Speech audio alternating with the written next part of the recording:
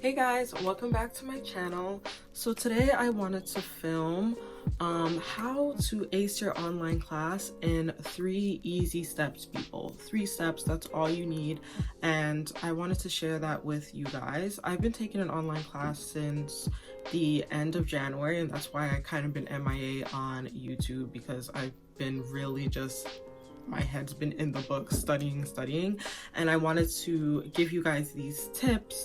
I wanted to film this video for a while now, but I wanted to make sure that, you know, these tips are accurate, and being that I've had a couple exams and aced these exams, I know that these tips have worked for me.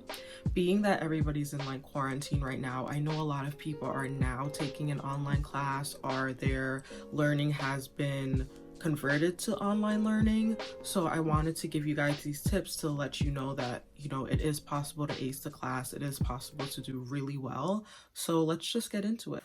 So the first tip that I have written down here is organization. I know that is probably so obvious, but it's so important for an online class for you to be very organized. I've done both. I've obviously dormed in college, so I've done in-person learning and obviously classroom learning all my life, and this is my first time taking an online class. When you're taking an in-person class, sometimes you can go through the class without being organized, because being that you see your teacher every day or every other day, they're there to kind of, they remind you when your next test is coming up, they remind you when, you know, a paper is due, they remind you that your homework is due next class, etc. But with an online class, being that you're not seeing the teacher at all, sometimes teachers for online classes, they will post every single thing that you'll be doing from the start of the class all the way to the end of the class, and it's just there for you to do it. There's no, some teachers don't remind you, some teachers aren't holding your hand. They post everything. They post the syllabus, they post when things are due, and they expect you to just hand it in and do it. So when the syllabus is posted online, what I will do, I will pull that up on my laptop,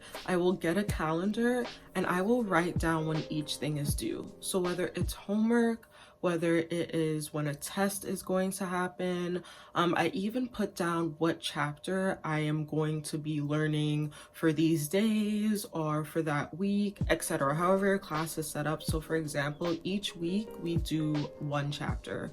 So let's just say this week I'm doing chapter 8, next week I'm doing chapter 9, etc. And I will put that in my calendar that this week is chapter 8, this week is chapter 9, this week is chapter 10. I will put when any extra credit assignment is due on my calendar.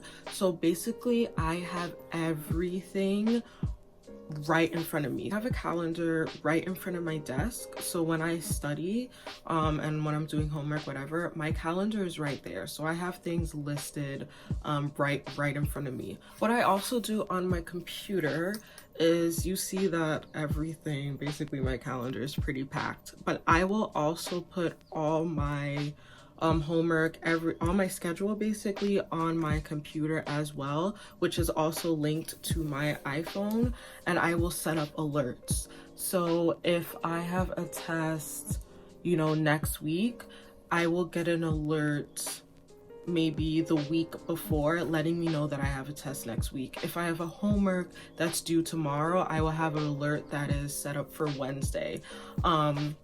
So it just depends what works for you. Homeworks for, you know, every class is different. Of course, if it's a simple assignment, you can remind yourself like a couple days before, because you can get it done really quick. But for a test, I remind myself a week before. Obviously, that takes a lot more preparation. So you just have to do what works for you, but you have to make sure you're organized. So whether that's having, you know, an agenda every single day, like a notebook, every single day where you write things down, whether you have a calendar, whether you want to do it all digital on like a laptop or a phone, whatever works for you. It's just a matter of making sure that you're organized and you know when things are due. My second tip is allocating a time / finding a quiet place. So what I mean by time allocation is just figuring out what's the best time for you to study, for you to do homework, etc. For everybody, it's going to be different. Some people are morning people. They will wake up at 7 o'clock in the morning. That's when they feel most productive, and they can get everything done by, let's just say 12, and have the rest of the day to do whatever. Some people are night people. They like sleeping in during the day, and then they feel most energized around 6 o'clock, sometimes even 1 o'clock in the morning. That's when they feel most energized, or they sleep late anyway, so they decide to do work late. You just have to figure out what works for you. When jobs are thrown into the mix too, you have to figure out, okay, do I have to wake up an extra hour early to study an extra hour? Do I have to stay an extra hour? Do I have to stay up an extra hour late to finish a homework assignment? You just have to figure out what works for you. Nobody's schedule is going to be the same. I used to think that, okay, I have to wake up at 9 o'clock in the morning to study, and be done by like 1 o'clock, because that just seems like what most people do, but that does not have to be your schedule. Me personally, I wake up at around 11:30. I am not a morning person. I hate waking up in the morning. I don't like studying in the morning because I feel like I don't retain a lot, because my brain is just tired. I'm cranky. I don't like it. Like, I hate waking up in the morning. So me personally, I wake up at 11:30. I make sure that every day at 12 o'clock, once it hits 12, my laptop is already set up and I'm ready to study, and no distractions, nothing. I'm studying starting 12, and I set that routine every single day. So it's to a point where I don't even have to set an alarm for myself. I naturally wake up around 11:15, 11:30, and I'm already ready to study by 12. So that's something you have to figure out for yourself, whether you wake up at 8 o'clock in the morning, you take a shower, you eat breakfast, whatever, and you say like 9, that's when I'm studying, and that's it. Or I don't know, you go through your whole day, let's just say you're working, whatever, and you get home around 7 o'clock and you say from 7 to 9, that's my study time, no distractions, nothing. And when I say no distractions, that comes to my second part, which is finding a quiet place to study. I know that's not possible for everybody. That goes hand in hand with allocating a time. So let's just say it's really loud in your house during the morning. Maybe it is best for you to study at night, or vice versa, or maybe midday when everybody's kind of settled in the house. It just depends on what routine you're looking at, what living situation you're in, or even if you have to get up and actually go to a library, a local library, whatever, you just have to make sure you find a quiet place. Me personally, I can't work in a loud area. I can't work with a lot of things going on. I need it to be dead silent, because I'm one to kind of recite things to myself to kind of get it in memorization, and I just need complete quiet. I can't even listen to music in the background. I know a lot of people can do that, but I personally can't. So what I will do, again, luckily where my room is, nobody's down here, but what I also find helpful is I kind of let everybody know in my household that, hey, like, I'm gonna be studying from 12 to whatever. Just let them know. So that means everybody in my house is usually very mindful during that time to not be loud. My last tip is communication. And what I mean by communication is communication with your professor, or with the TA in the class, whoever it is. It's very important to have that communication open.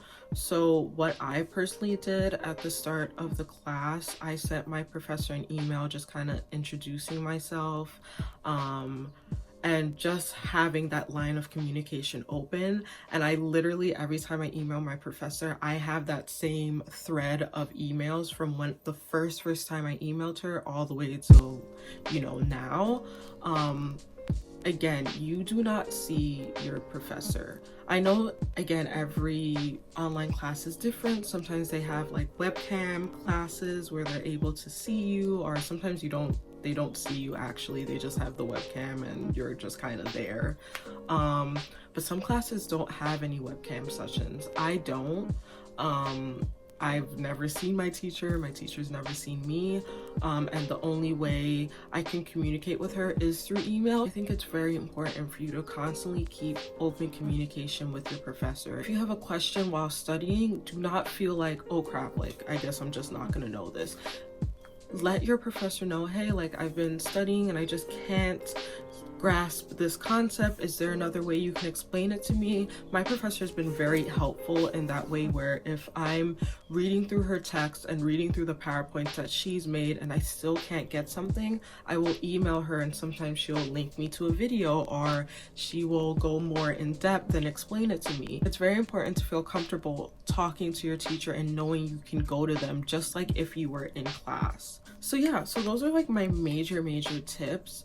I hope you guys find this helpful. I know, again, this is my first time taking an online class, but I know a lot of people are converting to online learning and they're just like, crap, how the heck am I going to do this? Especially when you're so used to, you know, meeting a teacher in person or just having your friends in class. But it's not impossible. It's really just being very disciplined and having a schedule and a routine, and just knowing that and being confident in yourself that like you can accomplish this. It's not the end of the world.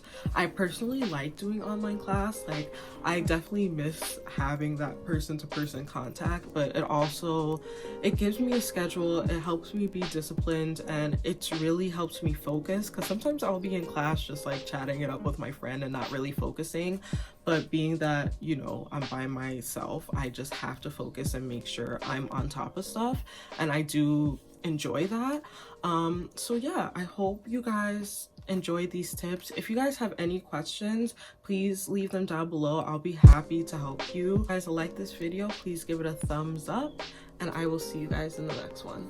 Bye.